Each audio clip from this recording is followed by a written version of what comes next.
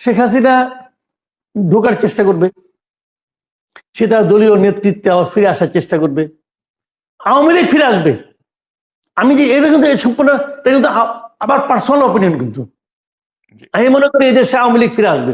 কারণ আওয়ামী লীগ একটা বিরাট দল, আওয়ামী লীগের শিকড় অনেক গভীরে, সারা দেশে আওয়ামী লীগের নেতাকর্মী আছে, এবং আওয়ামী লীগের যদি নতুন নেতৃত্বের মাধ্যমে আওয়ামী লীগ আসে, আওয়ামী লীগ আবার ভালো করবে এদেশে, এটা হবে। যে যত চেষ্টা করুক, ওই যে আসিফ মাহমুদ সজীব ভুয়া বলছে আওয়ামী লীগের সে নিশ্চিহ্ন করে দিবে, হ্যান করুক, এগুলো বোগাস কথাবার্তা ভাই, এগুলো ছোট বাচ্চা পোলাপানের কথা, এর বাস্তবতা না এটা। অনেক লোক আছে যারা নাকি বঙ্গবন্ধুকে শ্রদ্ধা করে, তারা শেখ হাসিনাকে ঘৃণা করে, অনেক লোক আছে। কিন্তু একটা দুর্ভাগ্যজনক কি আমি বলি আপনাকে, এই সরকারের কিছু কিছু লোক তারা আওয়ামী লীগকে নিষিদ্ধ করবে, আওয়ামী লীগকে নিশ্চিহ্ন করবে, এটা বলে বলে, এবং তাদের কিছু আপনার বাল সুলভ কর্মকাণ্ডের কারণে তারা বরং শেখ হাসিনাকে ফেরত আনার একটা চেষ্টা করতেছে বলে আমি মনে করি। আমি এক্সাম্পল দিয়ে বলি আপনাকে, যেমন ধরেন এই যে 32 নম্বরটা ভাঙা হয়েছে না? আচ্ছা, এটা কে ভাঙলো? এটা কি সরকার ভাঙছে? ভাঙে নাই। সরকার কি এই ভাঙায় খুশি হয়েছে? মনে মনে খুশি হইতে পারে, আমি জানি না, কিন্তু প্রকাশ্যে যেদিন ভাঙা হলো তারপরের দিন কি প্রধান উপদেষ্টা 2বার বিবৃতি দেয় নাই? 2বার দিছে। একবার দুপুরে দিছে, তার মনে হয়েছে বোধহয় বিবৃতিটা কম হয়ে গেল, আবার রাতের বেলা দিছে, গভীর রাতে। 2বার তারা বিবৃতি দিয়ে এই ঘটনা কিন্তু নিন্দা করছে। তার মানে ওনাদের নিন্দা করতে হয়েছে। কেন করতে হয়েছে? সারা দুনিয়াকে দেখানোর জন্য যে এটা আমরা চাই নাই। কিন্তু ওনারা যেটা চায় নাই, এটাকে ওনারা প্রমাণ করতে পারছে কোনো একটা কাজের মাধ্যমে? পারে নাই। এর মাধ্যমে হয়েছেটা কি? এর মাধ্যমে যেটা হয়েছে সেটা হলো গিয়ে, এই যে শেখ হাসিনা ইন্ডিয়ায় যে লুকায় আছে, পালাই আছে, অথবা ইন্ডিয়া তাকে থাকতে দিছে, যখন শেখ হাসিনার বিরুদ্ধে আদালতে মামলাটা শুরু হয়েছে, এবং যখন নাকি আদালত তার বিরুদ্ধে একটা রায় দিবে, অথবা আদালতে মামলার জন্য তাকে আনার প্রয়োজন হবে, তখন কিন্তু সারা দুনিয়ার কাছে ইন্ডিয়া কিন্তু একটা আপনার বেকায়দায় ছিল একদিন। তারা বলতে পারতো না, যুক্তি দিয়ে বুঝাইতে পারতো না যে কেন তারা শেখ হাসিনাকে ফেরত দিচ্ছে না। এখন কি হলো, এই ঘটনার মাধ্যমে তারা শেখ হাসিনার পক্ষে একটা যুক্তি আমরা ওনাদের হাতে উঠাই দিলাম। এই তৌহিদি জনতা এবং তাদের যারা উস্কাইছে, তারা ওদের হাতে একটা যুক্তি উঠাই দিল। কি যুক্তি উঠাই দিল? দেখেন, আমাদের সঙ্গে ইন্ডিয়ার যে চুক্তিটা আছে, সেই চুক্তিতে বলা হয়েছে তারা আমাদের বন্দীকে ফেরত দিতে বাধ্য।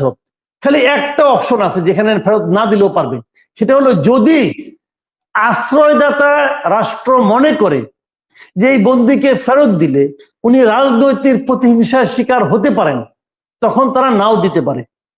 সিম্পলি এই ঘটনাটা আমরা ঘটাই দিলাম 32 নম্বর ধ্বংস করে। কি হলো, এখন তারা বলবে যে শেখ হাসিনা দেশে নাই, তার বাবার একটা বাড়ি যেটা ব্যক্তি মালিকানায়ও নাই, ট্রাস্টকে দিয়ে দেওয়া হয়েছে, প্রকারান্তরে এটা প্রপার্টি অফ গভর্নমেন্ট, এটা পাবলিক প্রপার্টি হয়ে গেছে, সেইটা ভেঙে গুড়িয়ে দিয়ে আপনারা আসলে এই সরকার আসলে একটা রাজনৈতিক প্রতিহিংসার পরিচয় দিয়েছে।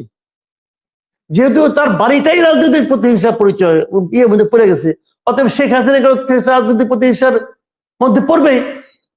তাহলে শেখ হাসিনাকে কিন্তু আমরা আনার চেষ্টা যে করতে পারতাম, সেই জায়গাও কিন্তু আমরা একটা সমস্যা ক্রিয়েট করলাম এই বাড়িটা ভেঙে, এবং অন্য আওয়ামী লীগের নেতাকর্মীদের বাড়িটা ভেঙে। এই কাজটা ইনিশিয়েট কে করেছে বলেন? ইনিশিয়েট কে করেছে? বিদেশে বসে যে পিসাব করছে ইনিশিয়েট, তো উনি তো আলটিমেটলি ইন্ডিয়াকে সুবিধা করে দিল রে ভাই। সে তো আলটিমেটলি শেখ হাসিনার সুবিধা করে দিল। সারাদিন শেখ হাসিনা নামে গালাগালি করে, আর আসল কামটা সে করে দেয় এইভাবে। এই জিনিসটা বুঝতে হবে। আমাদের অর্ধশিক্ষিত লোকেরা এটা বুঝে না, তারা পিসাব জিন্দাবাদ বইয়া মাঠে নেমে যায়।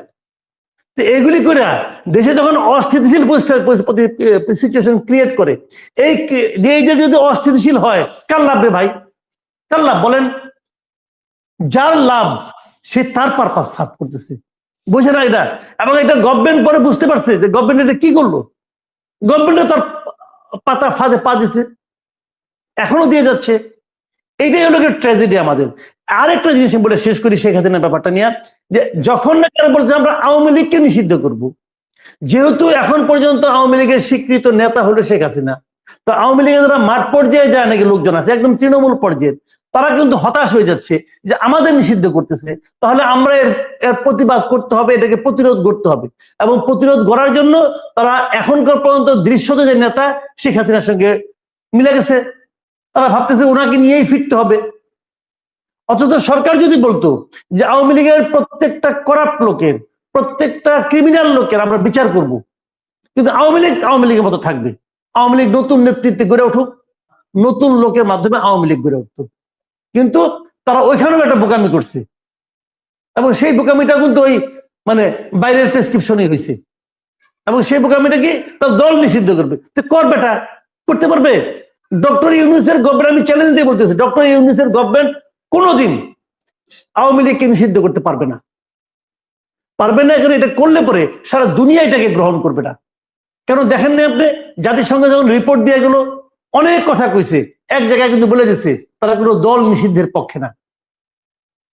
ইউরোপিয়ান কান্ট্রি গুলো তো পৃথিবীর কেউ এটাকে সাপোর্ট করবে না তো।